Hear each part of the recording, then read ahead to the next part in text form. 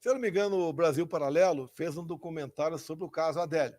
Sim. O TSE resolveu proibir que esse documentário fosse apresentado porque era época de eleições. Mas deixo claro, por 5 anos, inclusive durante as eleições, eu apanhei como um possível mandante da morte da vereadora Marielle aqui no Rio de Janeiro. Então, obviamente, ao TSE impedir um documentário sobre o caso Adélio, aquele que me esfaqueou no dia meia dúzia de setembro de 2018 em Juiz de Fora, e nada fez no tocante a continuar me massacrando também durante a campanha como possível mandante do caso Adélio. Agora, o caso Adélio, rapidamente, acho que o Carlos sabe muito sobre isso aqui, ninguém vai trazer fato novo aqui. Todo mundo sabe, né, que a Marielle foi assassinada, algo brutal, a gente obviamente abomina isso aí, foi em 14 de março de 2018, e um possível executor morava no meu condomínio, que tem 150 casas. Então, um possível executor. E daí, então, o mundo começou a cair na minha cabeça. Deixo claro, foi executado em 14 de março.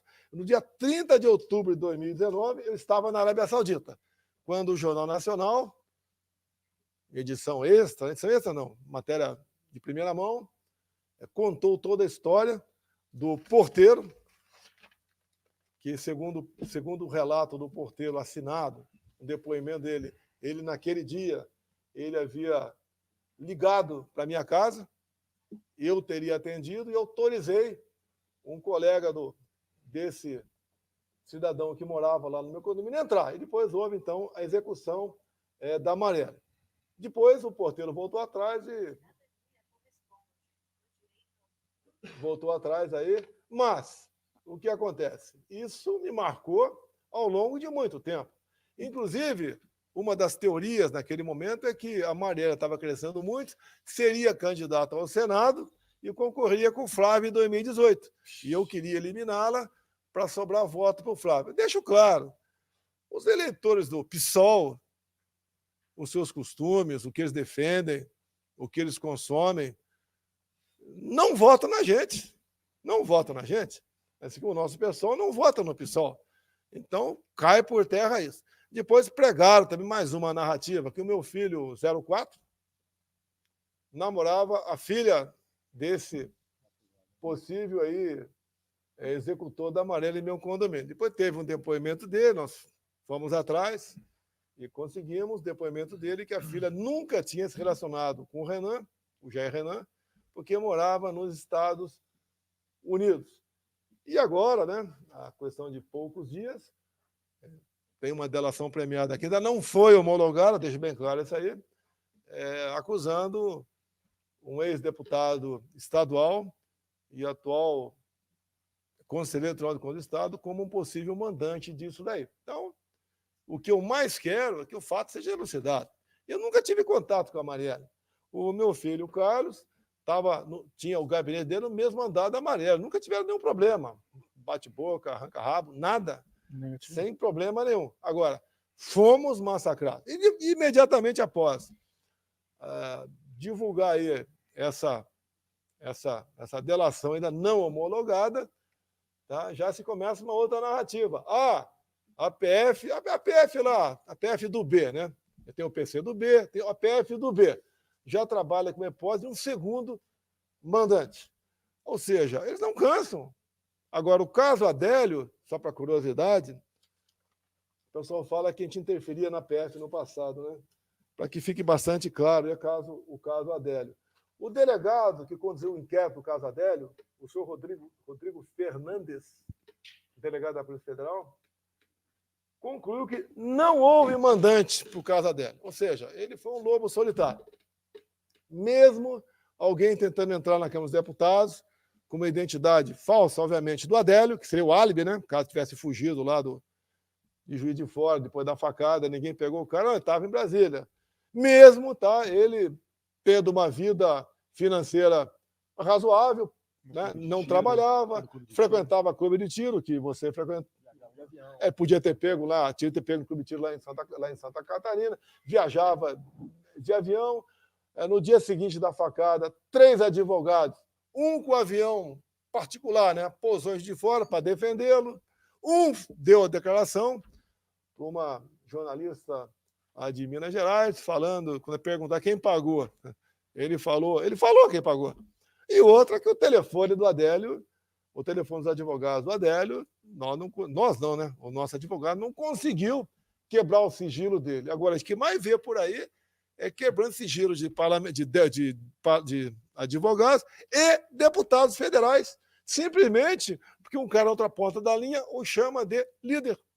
Como eu chamo 01, 02, o xerife, tá? Esse linguajar, se você, porventura, tem esse linguajar com um colega teu, você não sabe direito a vida particular dele. Vai que ele tem um problema. Acontece. Pô, mas esse cara tem um problema. Eu só pego o telefone dele, então troca de zap. Chefe, 01, xerife, você vai estar nesse boletim de ocorrência com toda a certeza. Carlos, uma coisa mais, senhor Mariano? Presidente, olha só para frisar mais um fato que o senhor não comentou, esse porteiro continua sendo o porteiro do condomínio lá de onde eu moro, que o senhor morava, e nós nunca fizemos nenhum tipo de reclamação formal. Capa da Veja. Capa da Veja, com ele aqui, continua no mesmo local. A minha relação com a Marielle sempre foi de forma muito amistosa. A imprensa divulga hoje de uma maneira extremamente suja a minha relação com ela, de forma totalmente mentirosa. Eu tinha uma relação amistosa com ela. Alegaram, num determinado momento, que eu tive uma discussão com ela no corredor, e por um acaso, não foi com ela que foi a discussão, foi com o assessor dela, estava dando uma entrevista, quando eu passei, ele me cutucou, me chamando de fascista. E ela saiu do gabinete dela, ela viu que estava havendo a discussão ali, porque eu não fiquei satisfeito com aquela qualificação, é óbvio, e quis ficar a par do que estava acontecendo. É lógico que os ânimos ali esquentaram, mas ela foi, inclusive, uma das pessoas que apartaram a discussão, que ela nem fazia parte. Isso a imprensa não coloca dessa maneira, coloca como se eu tivesse brigado com ela. E, curiosamente, a Câmara dos Vereadores não tinha a câmera ligada no corredor naquele dia, quando foi pedido pela polícia.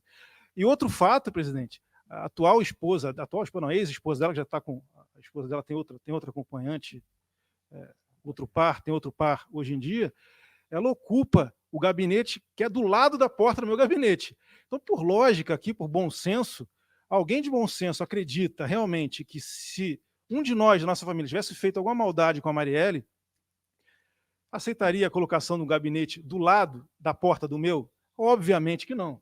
Então, são fatos fáceis, simples averiguações, em que desmentem diversas colocações e que nos colocam sempre em situações desfavoráveis perante a massificação da mentira da imprensa, que lamentavelmente pode acontecer de maneira mais forte ainda se essa possibilidade de legislação de censura avançar no Brasil.